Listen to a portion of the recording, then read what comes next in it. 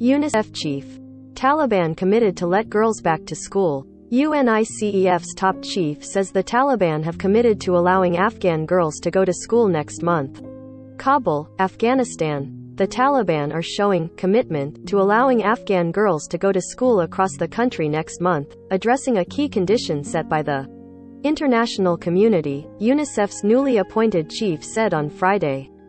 UNICEF Executive Director Catherine Russell said it remains to be seen whether the Taliban's commitment to reopening schools to girls and women on March 21 might hinge on more conditions or restrictions.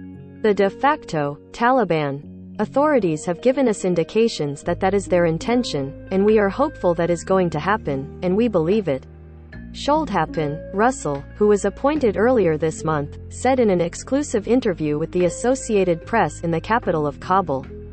Despite the lack of a formal ban, girls grade 7 and up have effectively been barred from going to school in most of the country since the Taliban's takeover of the country 6 months ago.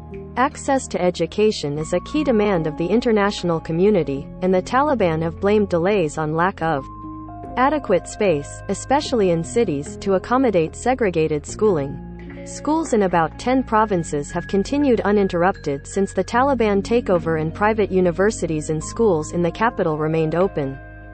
Universities for women have also restarted in several provinces, with the Taliban promising all universities will do so eventually in the coming weeks. Apart from reassurances that schools will reopen for all girls, little else has been made public about other possible restrictions or curriculum changes. This year, a little bit of a work in progress, Russell said.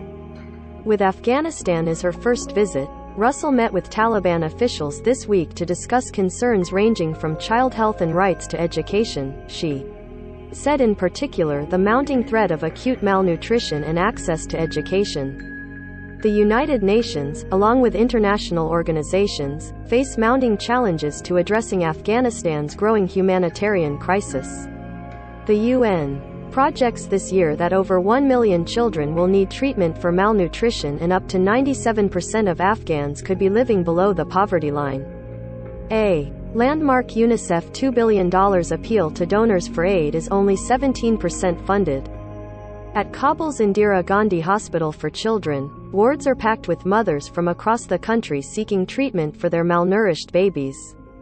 Zarmina Muhammad said she didn't have the 1,000 Afghanis $10 needed to pay for medication. She begged a relative in the Puli Charki area of Kabul for the money, but she still needs more, she said as she cradled her sick baby. As poverty deepens, billions of dollars in Afghanistan's foreign assets remain inaccessible to the still unrecognized Taliban government. The once aid-dependent country is unable to pay public sector workers, including in the health and education sectors. Donors and NGOs have had to step in to foot the wage bill. At the Indira Gandhi Hospital, crowds of hospital staff gathered to pick up wages. The money was being due led out by the International Committee of the Red Cross, according to hospital director Mohammed Iqbal Sadiq. On the education front, funds from the European Union are paying teacher salaries, Russell said. But the system is by no means a long-term solution, Russell said. Ultimately, the international community has got to try and come together to work with the de facto authorities here to do this together, she said. It's not something that humanitarian organizations can solve on their own. Staving off donor fatigue requires results, and access to education for girls and women is a key indicator. Donors care a lot about the people of Afghanistan, Russell said.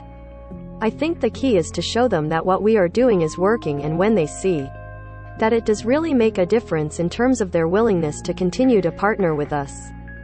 When they see programs that are getting children to school, if they see that on March 22, I think that will make a big difference.